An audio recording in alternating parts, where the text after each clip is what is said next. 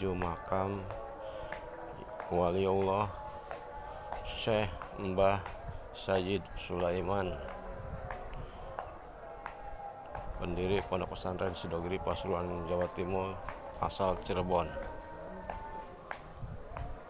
turunan dari Syekh Syarif Hidayatullah, cicit dari Syekh Syarif Hidayatullah, Sunan Gunung Jati, Cirebon.